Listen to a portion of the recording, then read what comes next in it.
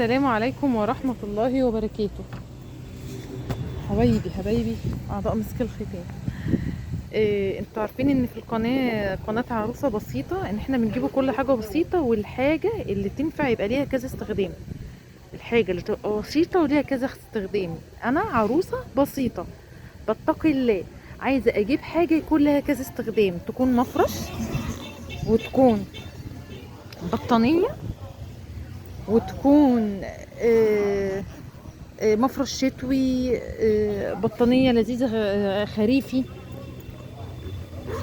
بصوا بقى الجمال ده. الاول عايزه اوريكم التفاصيل. طبعا انتوا عارفين ان احنا اسعارنا ما تكونش دعوه بالاسعار اللي بره خالص. يعني مثلا واحده تشوف مثلا ده بتتفاجئ، وخصوصا البراند ده بيبقى غالي وكده. مالكيش دعوه بالاسعار بتاعت بره خالص، احنا معانا حاجه تانية. المهم الهدف اللي انا بس عايزه اوصل ليه دلوقتي في الموضوع، ان ده حاجه ليها كذا استخدام، ولازم ان احنا نتعامله كده في شوارنا. اجيب الحاجه اللي يكون ليها كذا استخدام. بصوا الظهر بتاعه، بسم الله ما شاء الله تبارك الله، حاجه كده بجد تحفه تحفه تحفه تحفه. تمام. مالكوش دعوه بالاسعار. فانتوا عارفين ان كمان غير الخصومات اللي بنعملوها في دعم للعرايس الايتام والمعاشات والمطلقات، يعني اللي باباها متوفي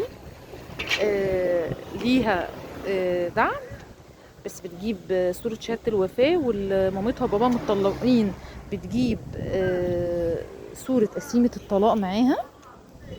لأن في أبهات ربنا يهديهم يا رب، والله اللي بتبقى والدها منفصل عن مامتها بتبقى حالتها أكتر من اللي باباها متوفي للأسف. يعني ربنا يعافينا يا رب، ربنا يعافينا.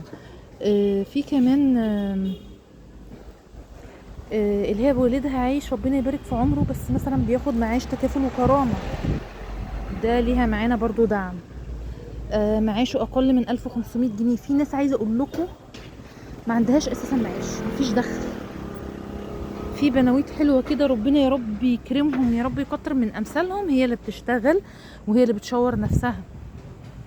وكان عندي حالات كتيره بسم الله ما شاء الله تبارك الله، نفس يعني بسم الله ما شاء الله، قايمه بنفسها من كفه شيء. والله ربنا يبارك في البنات اللي زي كده، يعني بسم الله ما شاء الله.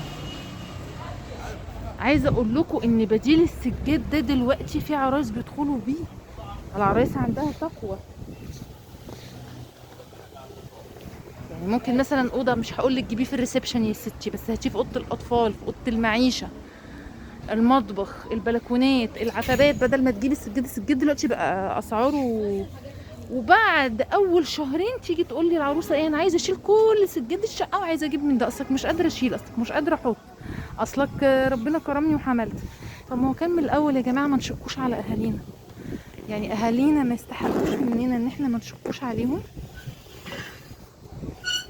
اكلمكم بقى كده فيس تو فيس.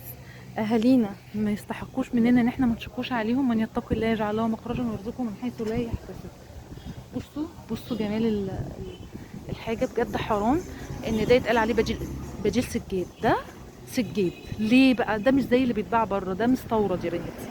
فانت بتحسي ان الخامه تقيله، ما بتتحركش من على السيراميك، بتغسليها حتى لو غسلتيها في الغساله ما بيجرالهاش حاجه، والوانها ما بتنطفيش، ونفس اللمعه ونفس كل حاجه. طيب ايه اللي يخليني انا في غرفه اطفال اجيب سجاده ب4 5000 جنيه؟ يعني ليه؟ وبعد كده انت بتروحي شايلاه تقولي انا مش قادره في الشيل والحط وفي التنفيذ، الامر بقى صعب عليا، عايزه اجيب بديل سجاد. طب ما هو من الاول ما تشكيش على اهلك يا جماعه. يا جماعه انا هجيب لكم حديث شريف، هجيبه لكم، هقوله لكم ان الزيجه الناجحه او من اسباب الزواج الناجح انك تبقي في شوارك انت وعريسك، مش انت بس، يبقى في تقوى. عارفه تلاقي كل العرايس اللي بيحصل معاهم طلاق، اللي تلاقيهم افوروا قوي قوي قوي قوي في الفرح، افوروا قوي قوي قوي في العفش، افوروا قوي في الفرش. وهم بقى ما يقولوش عشان ما اتقناش الله، لا، ده يقولوا ده احنا اتحسدنا. الحسد بقى شماعة، بقى شماعة كل حاجة يعني. احنا غلطانين فيها، عاملين ان الحسد ده شماعة نعلقوه عليها. لا حبيبتي انت ما اتحسدتيش ولا حاجة، انت ما كنتش بتتقي الله. انت كان ممكن شوارك ده يدخل عروستين تانيين جنبك. انت كان ممكن عريسك بدل ما يجيب التلاجة معرفش شكلها ايه وعامله ازاي ومش عارفه من ازاز من بره و...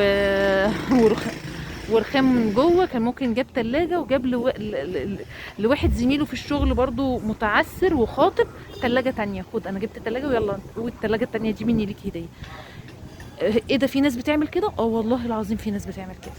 انا شفت اخت شالت الستاير بتاعتها من على الحيطان وقصتها نص بالنص وحطت يا دوبك على قد بس البلكونه بس وعلى قد الشباك بس، وبقيه الستاير طلعتها صدقه لعروسه تانية. يعني بعد ما علقتها او بعد ما علقتها. لا يا جماعه الدنيا فيها خير. نتقي الله، ومن يتقي الله يجعل له مخرجا. وبحبكم في الله، واشتركوا في قناه عروسه بسيطه، وان شاء الله نبقوا في كل حاجه فيها البساطه.